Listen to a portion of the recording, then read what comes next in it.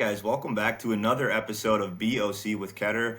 I have been absent for a while. I've been doing a lot of fishing, so it's really good to get back and do some chit-chatting. This is season 1, episode 14, and I have a special guest with me today. I'll go ahead and kick it off to you and let you introduce yourself. Yeah, my name's Cade, or Mountain Fly on the socials, which is where Ketter and I met. Been following each other on TikTok for a while, so it's good to meet virtually and sit down with you. This is awesome. Absolutely, Cade. Yeah, it is good to meet. And I always start out my little BOCs with asking what you're sipping on today. Do you have a little beverage of choice? Water tonight. Got Good. home from some work meetings and I'm parched, so. Amen to that. I've had a fair share of water, and then I was like, you know what? You deserve a cold beer today, so I got a little Busch Light going on here just to set the tone. There you go. That's awesome, man. Well, I've been, like you said, I've been following you and kind of watching your journey, and you've been catching some unbelievable fish, man. And I've definitely seen an interest in the Tiger Trout. They seem absolutely stunning. They are just beautiful fish to me. So we're going to kind of focus that conversation today around Tiger Trout. So we'll just go ahead and kick it off. Those who don't know, what is a Tiger Trout? Tiger trout is a mix between a hybrid between a brown trout and a brook trout. So kind of the best of both worlds with those two fish. Yeah, it is. It's very cool that they can just be such a mixture of, honestly, to me, brook trout are, and I think a lot of like fly fishermen will say this, but brook trout are the most pretty, most gorgeous fish in my opinion. I think they are just like every time I catch one, I'm just like, how is this real? Like this is literally just like hand painted by God, or someone's just like, this is beautiful. And they don't get very big where I live. I'm in the driftless part of Minnesota, Wisconsin. They don't get huge, but dude, that color, and then you mix that with a brown with that buttery, just natural look too. It's like, how can these two make a fish together? And it's just absolutely stunning. It is. It's pretty neat. Honestly, the pattern, it should be called a leopard trout or something like that. I've had that commented on my videos quite a few times. The pattern more resembles that. I don't really know where they got tiger from, to be honest, but I yeah, agree. they're fun fish. I agree. Yeah, I was kind of thinking about that today earlier. I was just kind of looking at pictures and stuff, and I'm like, these don't look like tiger trout. They look like leopard Yeah. prints, and like obviously you're getting that, that worm-like kind of look on the back, and that's coming from the brook trout more. But it's just, yeah, absolutely stunning. And remind me again, you're in Utah, correct? Utah, yep. Okay, very good, very good. I thought so. So in Utah, are you mostly catching these tiger trout in streams or lakes? Yeah, so you can catch them in both here. The ones I have been targeting are mostly in lakes. Stillwater has been the big focus this year. There are some particular regions in Utah where I'll be careful not to name specifics or people are going to come after me. But Absolutely. but I was gonna say, don't give anything out. That's not what we're here for. there's some specific places where tiger trout are kind of bred and the lakes are managed for trophy tiger trout. So that's been fun to figure out where those places are and target those fish this year. Absolutely, absolutely. And we won't, obviously go too into like how you find these places because we don't need to. But are you? I could give people details of how to look for their own places. Right. Yeah. Are you able to find those just like on DNR websites, trout routes, or are you just literally getting out there and doing the gritty work? Yeah, so kind of a mix of everything. It started off with I fly fish with my brother a lot, and we'll see a spot and we'll do our research. We go to the DNR websites, the stocking reports. Once you get a feel, probably anywhere, but specifically in Utah for maybe the area of the state that it's in. If we saw a YouTube video or somebody posted something, a picture, we can kind of narrow it down to the area, narrow it down to the county, stocking reports, things like that. It's not always so easy to find, but it's a combination of that, and I've made a few really good friends throughout my short time fly fishing, and some of them have been kind enough to share some information with me. on specific areas. Um, Man, there's been a couple. I probably shouldn't say this because people are gonna stop posting their videos, but there's been a couple videos my brother and I have pinpointed like a parking lot. We're like, okay, that's a really unique parking lot. And one place in particular, about this time last year, we did this. We saw a video. Somebody was at a parking lot, and we went on Google Earth and kind of narrowed it down to the areas we thought, and we were able to find it, which is kind of cool. So I take pride in that. I know I'm not the only one who does that, but I say we earned it. So I agree. I think, yeah, I don't, honestly, there's nothing wrong with that. Like, it's not like you are still doing the work. Like, you're literally going yeah, on and trying to figure out where this is. And, like, that's the fine line between, and you know this, you post stuff on content and stuff like that's the fine line. It's like, do I want to post some of this stuff? Because, like, dude, if you sit down for 15 minutes and, like, really try to figure out an area, like, there's so many tools in our world. Like, you can narrow it down yeah, pretty quickly. yeah. And man, especially in Utah, there is a. It's probably everywhere, but Utah in particular, the fishing culture. If you share a spot and somebody thinks, or not even share a spot, share a picture or video, and somebody thinks you're hot spotting, you're gonna get reamed. So, not that I care about other people's opinions, but I don't want it to be hot spotted myself. So I try and be a little bit careful about that. But yeah, Absolutely, absolutely. Yeah, that's the tough part we're in with the world that we're in. Awesome, man. That's yeah. sweet. And then, so you've kind of touched base on this, but are the tiger trout that you're targeting, are they naturally occurring, or are they primarily those hatchery hybrids? Yeah, I think probably all of them are hatchery hybrids. From my research, I don't think many occur naturally very often. But from what I researched, they're usually stocked in these trophy fisheries. They're usually stocked as fingerlings, so they grow up where they're at. So I've had comments on a few videos. People are like, "Oh, it's just a stalker." Yes, but they're harder to catch than some wild native fish, to be quite honest. So I believe that. And yeah, dude, even if they are stocked, it shouldn't matter. Like, we're all just out there trying to catch fish, have fun. Like, a big stocked rainbow trout, I would be absolutely fired up to catch one of those, and I would never take that from someone. Like, good job, you caught a big fish. That's sick. That's absolutely, yeah, awesome. Yeah, and so I'll kind of give you a little comparison. So where I'm at in the driftless, it's actually extremely, extremely unique. So we have a ton of native brook trout.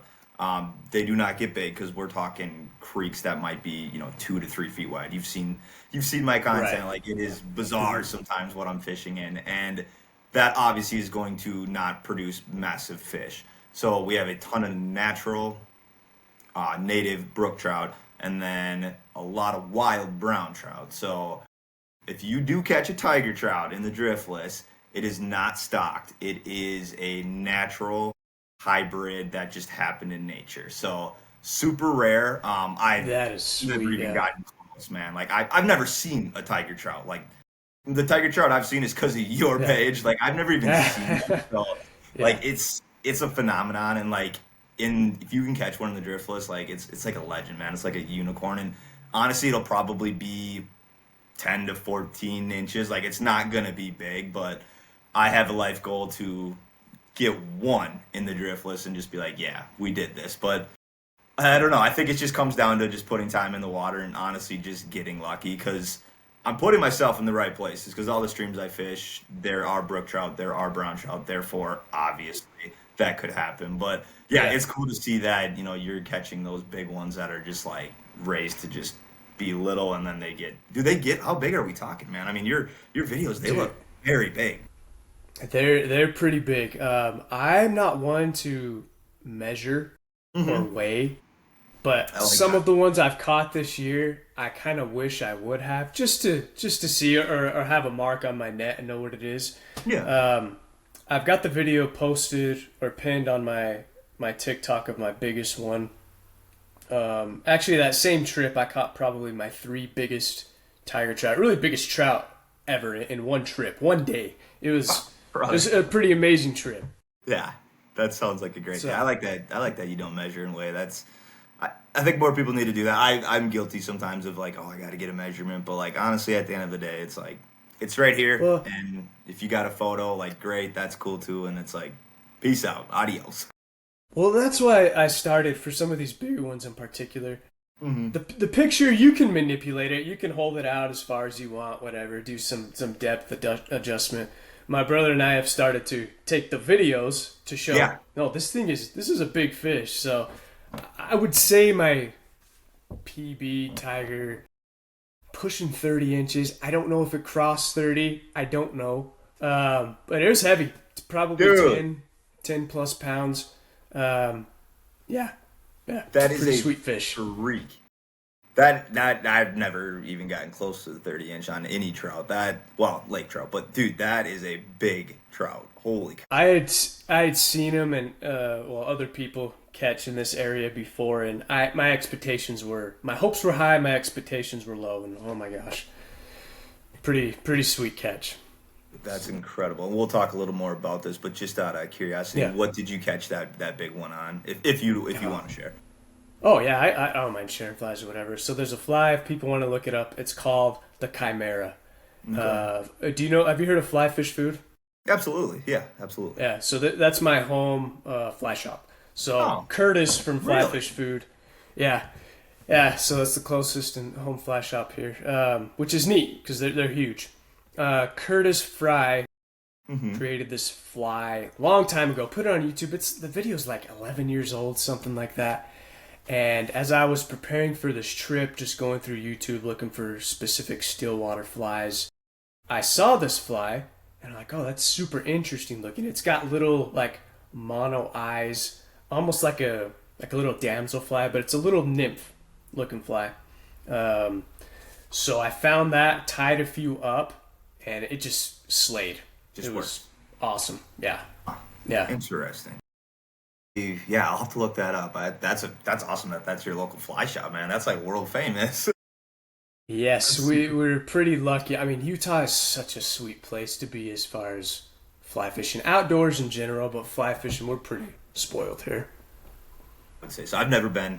It's definitely on the bucket list. I had a buddy who moved out there a couple years back, and I should have went when I had the chance. And it's like there's so much going on out there. It just looks like paradise. Dude, come out. I'll take you on a tiger safari tour for you. That would be a dream come true. I would definitely have to let you know. Yeah, absolutely. Awesome. So we'll kind of perfect little segue. So and you just kind of talked about this, but are there other certain flies or presentations that seem to, work best for these kind of fish? And are they would you compare it to more of like a brook trout eat or a brown trout eat or something just entirely different? Good question. I feel like I'm pretty inadequate when it comes to stillwater fishing still. Some days, like that trip I was talking about, I was killing it. I could do no wrong, to be quite honest. And then my brother and I actually went back to the same exact lake. I did get a really nice one from it, but just one. And it was such tough fishing conditions. And I don't know what the difference was, besides time of year. I was throwing the same flies, using the same tactics. So to be honest, what I found, the bigger trophy tigers, they're pretty picky. I mean, there's times during the day during the season where I'm sure they're feeding a bit more than normal, being a bit more aggressive. But I found smaller flies, in particular where I go, really small calabatus nymphs. That's the most consistent type of fly for these fish, in my opinion. So, and my experience, I should say. Okay. That's very interesting. I guess, obviously before talking to you right now, I would just, in my head, I'd be like, he's got to be catching those on, streamers. That would just, naturally kind of go into my head. But that's super cool to know that not, you're using nymphs. That blows my mind. That's sweet. Yeah, honestly, that's been most of my success. I have caught a few on some streamers, some leeches, and there are people, I haven't attempted this yet, but there are people who will mouse for these trophy fish at night. And they do really well. I have yet to attempt that. I usually go too hard, balls to the wall during the day when I'm on these trips, so I'm just too beat by the end of the day to attempt it, but I need to. Dude, yeah, mousing's big where I live. If you want to catch a trophy brown trout in my area, for the most part, it's it's gonna come at night. Like there's dudes that do it in the day, like great for them. But if you get out at night and do some mousing, like they're just the big browns just come out. They're just very leery to come out in the daytime. They're tucked into rocks. They're tucked into weed beds. They're not gonna come out unless Right. something's perfect. But yeah, you get out there at night with that cover and you throw on some might, a little mouse, and just strip, dude. It's just like it's nonstop, and you'll miss a ton because you don't know what's For going sure. on 'cause it's dark, obviously, and like you'll just be sitting there and you just hear, whoop, whoop, whoop, and you're just like waiting for the one time you actually hook up, and Yeah. it's a rush, dude. I would recommend it. See, I've been a couple times. I think I don't know what the heck I was doing. Probably chose the Yeah. wrong places to go. But yeah, I need to go back to some of these spots that I know have these fish now and see what I can do. But Yeah, absolutely. That was, I guess, yeah, that's great that you kind of say that too. Because like when I was talking to people, I was like, where do you like? How do you know where to go like for mousing? Because like some places you can't get into in the middle of the night because you would literally break your leg. Like especially Yeah, where you're yeah. at, I'm sure it's way more intense. But yeah, the dude was like, he was a guide around here. He's like, just go to those spots where in the daytime, like if you're catching a lot of fish in a certain hole, just go to those spots. Don't even try other little areas. Just go where you know the fish are, and you should have some blow ups. And I was like, all right, Yeah. noted. What I want to do as far as night fishing is do a night float. Mm, I know a couple people that do that. They'll go out, make sure they have enough lights, of course, and they'll have their float tubes and they're out there at night.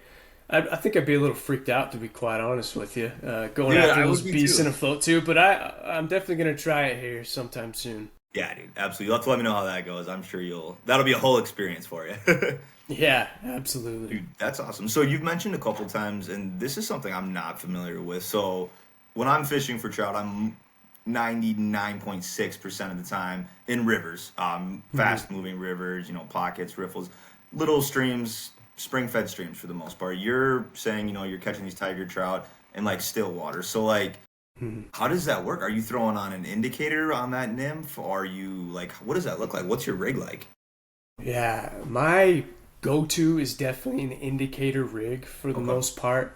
Although I am switching that up a bit. I had a day midsummer, same area where I'm catching these, not same lake, but same area where I'm catching these tigers, and these tigers were taking my hopper. I just put on a hopper dropper, just mostly for presentation purposes, to not have it be such a plunk with the Hmm. indicator, and they were taking the hopper. So that being said, my go-to is an indicator rig. Depending on how they're feeding, it's usually pretty deep. I'll start off with a couple flies, maybe switch up. I usually end up with one because I get too tangled and get too frustrated, find what they're actually taking. But yeah, indicator rig mostly. I have caught a few on just no indicator, maybe a sink tip, just kind of stripping it in.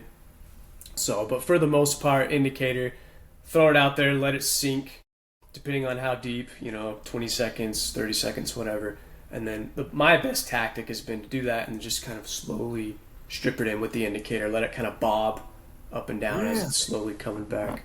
So Dude, that's wild. That's like something I would never even like put two and it's two different together. for Yeah, sure. And that's cool. creek fishing and river fishing, that's still probably top tier fly fishing, the epitome of fly fishing in my Mhm. opinion. But it's been fun to really kind of hone in on still water Yeah. this year.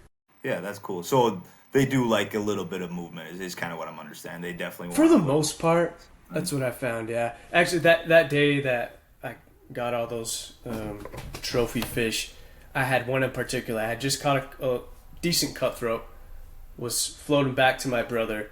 I didn't pull my rig in all the way and just let it float and drift by.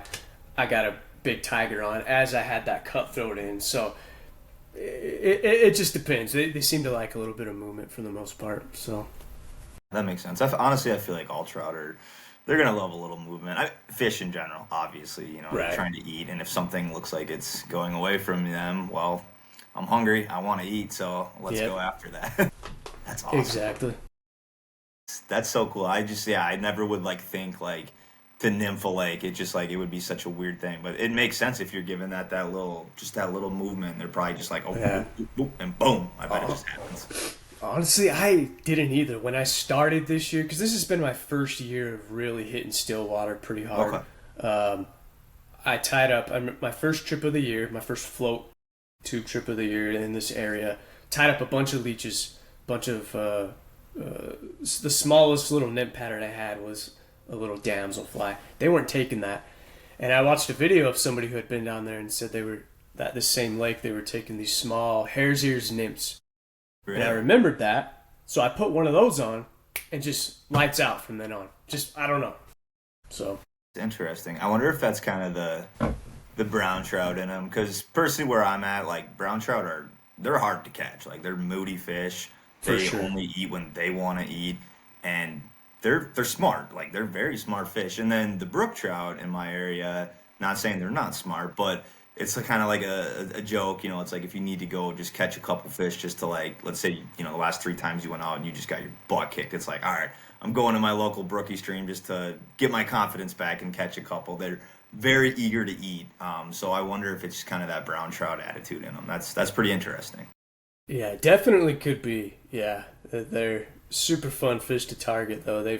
I don't know what Utah's obsession with tiger trout are, but they're everywhere. Specifically up in the higher alpine lakes. I did a little bit of research before this so I could have some stuff prepared for it, but it seems like Utah uses tiger. They use tiger trout a lot for kind of mitigation purposes, I guess, for other fish. They're sterile, so they can kind of control the population if they need to.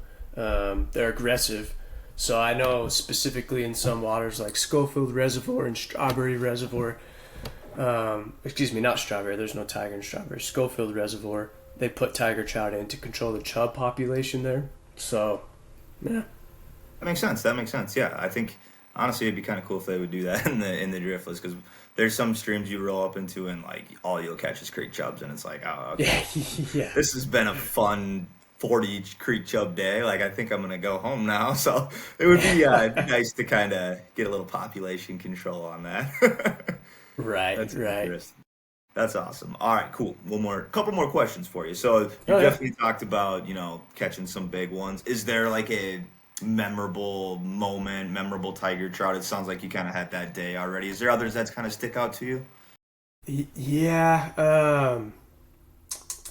that one in particular where I got my PB trout, it was my last fish of the day actually at that. Like it turned off for me after that, surprisingly, but I won't complain. I had cast it out, wasn't getting anything. Actually set my rod down. I was floating on my tube. Was kind of waiting for my brother to get one. He was having a hard time that day, and I took out some snacks to eat. Was kind of watching him, and I look back and my indicator's gone. And I don't have my hands on my rod, so I kind of halfway grab it as I'm shoving my snacks back in my pack so they don't go everywhere. And I halfway set, and I feel something big on that sucker.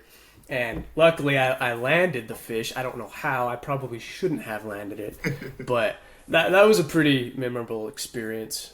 That's awesome, man. Those are some of the best, like unexpected. Like you'll be having a snack or Lord knows what, and then all of a sudden, like it's just It's there. usually when they hit when you're not looking. So It is. especially It's on like still water. It's like they know, man. It's like they know.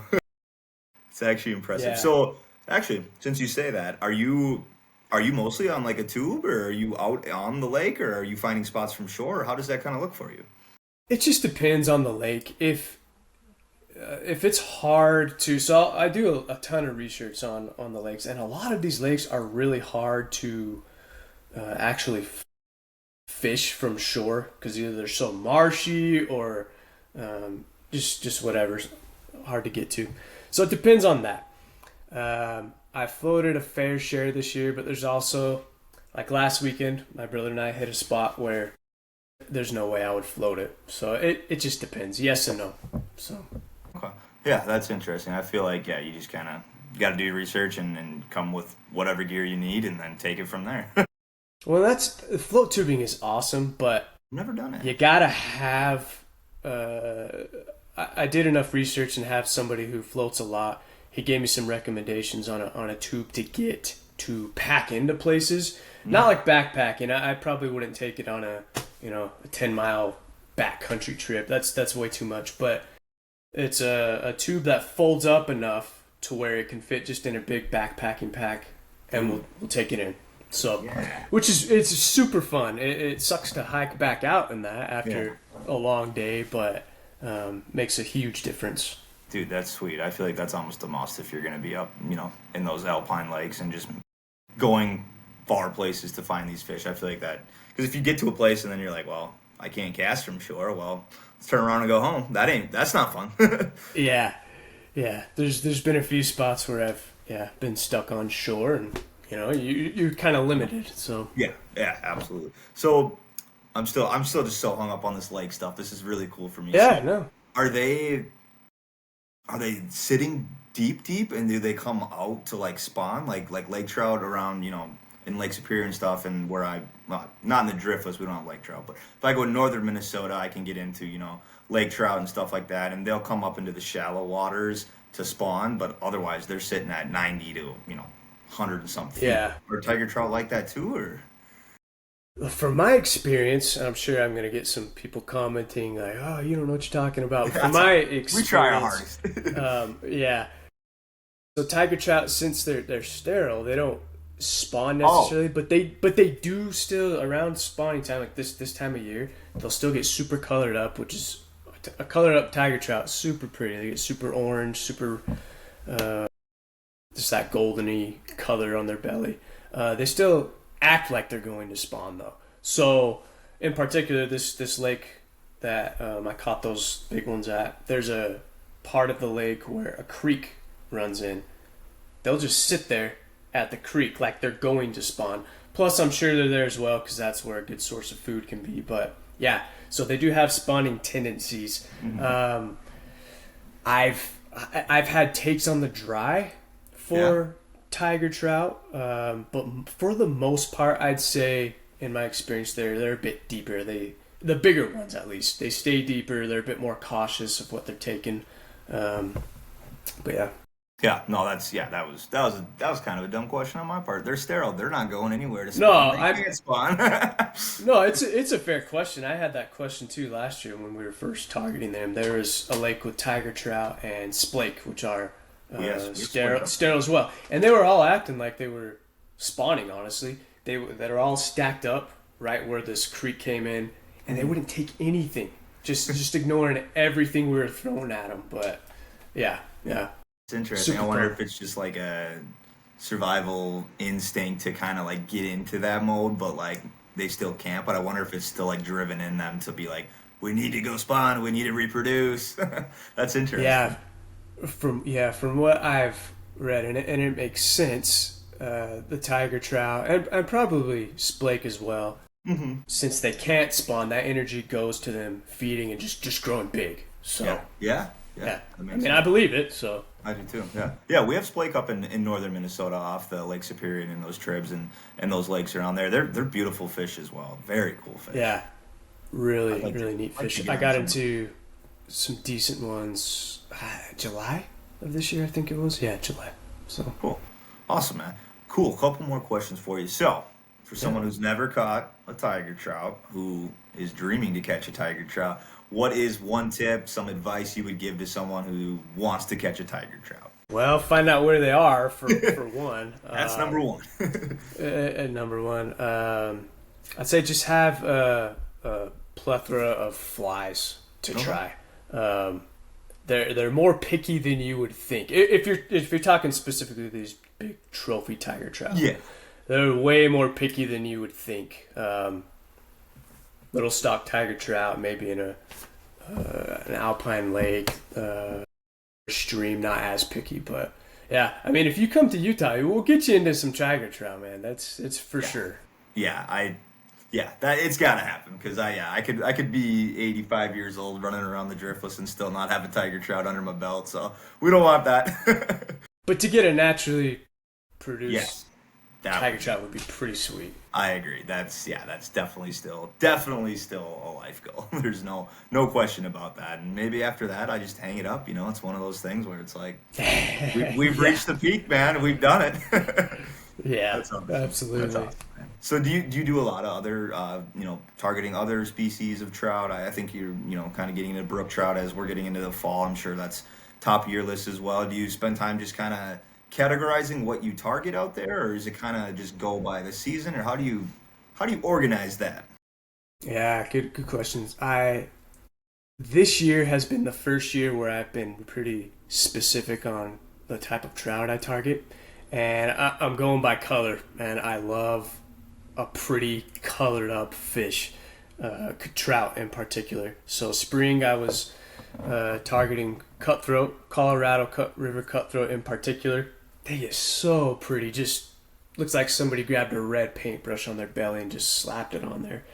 Um, and then tiger trout are pretty year round. This time of year in particular, they get super colored up though, like we talked about. And yeah, like you mentioned, I'm getting into brook trout right now. Not that I haven't before. Like I'll never pass up going for some brook trout or cutthroat any time of year, but I have been pretty specific on when because man, a colored up brook trout is hard to beat, as you've already mentioned.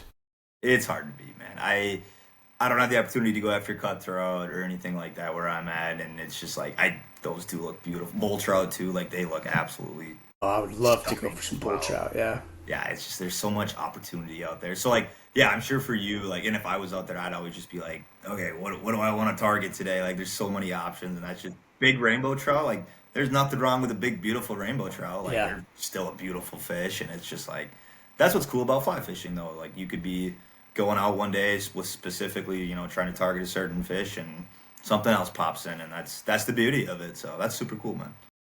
So true. Yeah, man, my brother and I have, I always mention my brother because we're always going together. All the research we've done, the information we've got from people this year specifically, there's been a couple times where we're like, all right, where do we go?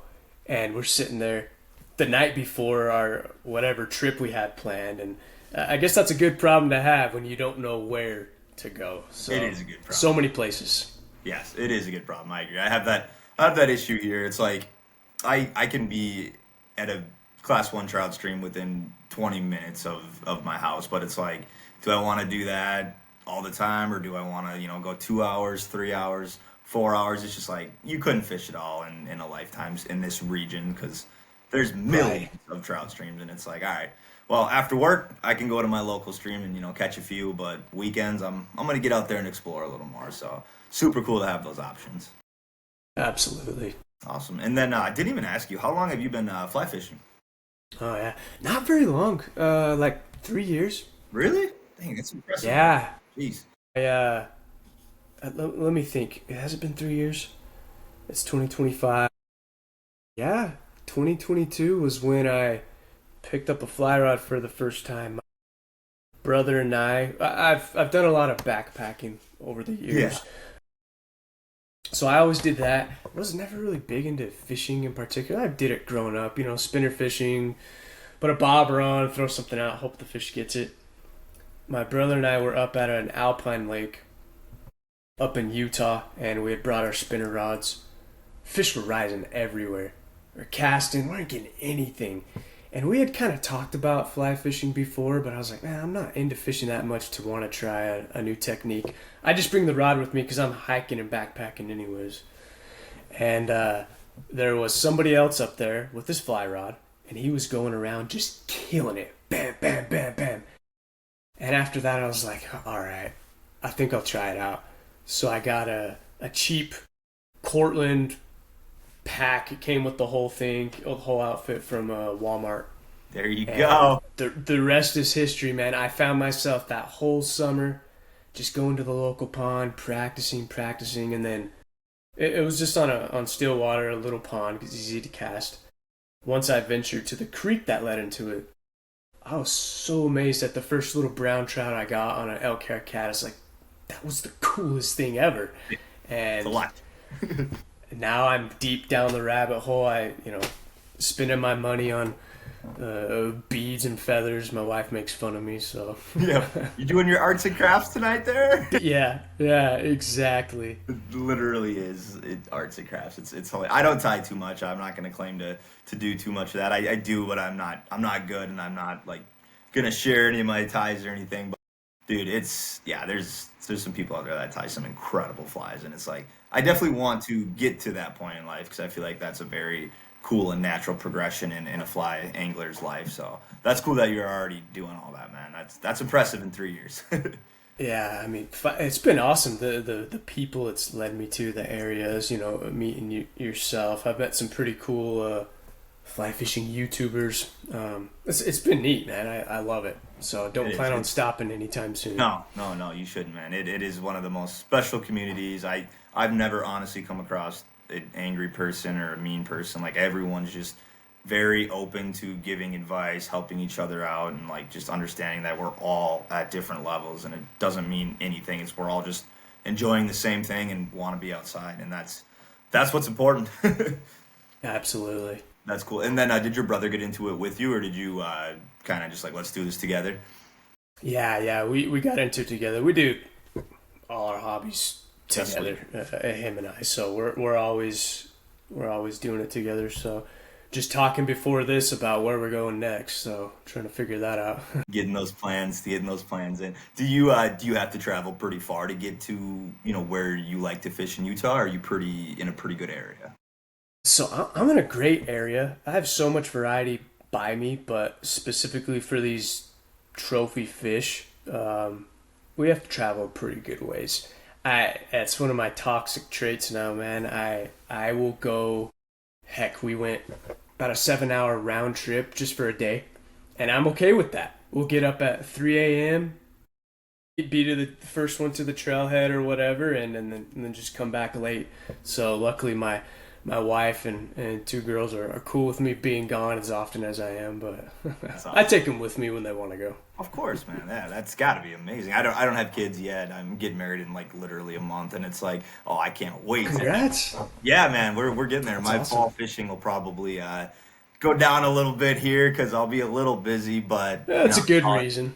it's great. It's great. Exactly. No, that's awesome. At 7 hours, that's dedication.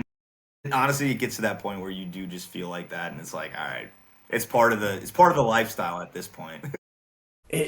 Exactly. I'm not whatever I do for my career and then a fly fisher. I'm a fly fisher that does whatever. Like that's seriously what it is. It's I all I'm love that. thinking about and always planning and trying to tie up some new flies, whatever. So Amen to that. I love that you said that. I yes, couldn't agree more. It's yeah, that's the best part right there. Do you have any like do you absolutely. got like any campers or any kind of setups like that, or do you normally find yourself come? Well, you said you backpack a lot, so I would assume Mhm. you have all that kind of gear and stuff too when you go out. Yeah, luckily early on, and well, I shouldn't say early on. Early on, before fly fishing, I invested in some pretty lightweight backpacking gear. So I've got all that stuff. I don't have a camper. I'd love to get something like that, maybe on the Mhm. truck. But I've just got a truck and take it on some sketchy roads. And if where I'm going allows me to camp in the back of the truck, I'll do that. Or we'll backpack in and yeah. So That's awesome, man. Yeah, getting a little camper definitely would make a little difference. But honestly, some of the spots you're probably going to, you probably can't even get something like that in there. So, yeah, do what you got some to of do, them, right? yeah. That's awesome, man. Awesome. Well, dude, those are all the questions I had on tiger trouts. Is there anything else? I know you. How did you come up with your mountain fly? You want to talk about any of that? Your logo. Your logo is Oh, awesome, man. That's super cool. oh, appreciate that. Yeah. It started off as I created that page a long time ago, just for my outdoor stuff. I just started posting pictures. Oh, this is when I was backpacking. Just pictures like that, outdoor stuff. Um, it used to be called Moose Mountain, and I don't know where it really came from, but just the name. As I got into fly fishing, I'm like, I kind of want to start posting my fishy stuff. I should come up with a name. So I was trying to come up with something in mountain fly. It just stuck, and I found it.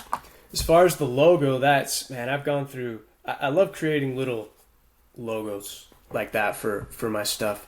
I've gone through a few different iterations, and the one I have now, I'm super happy with. It's a combination of ChatGPT and some Photoshop and just kind of getting it to what it is now. So super happy with it. Don't plan on changing that anytime soon, but Yeah, it's you been gotta like neat.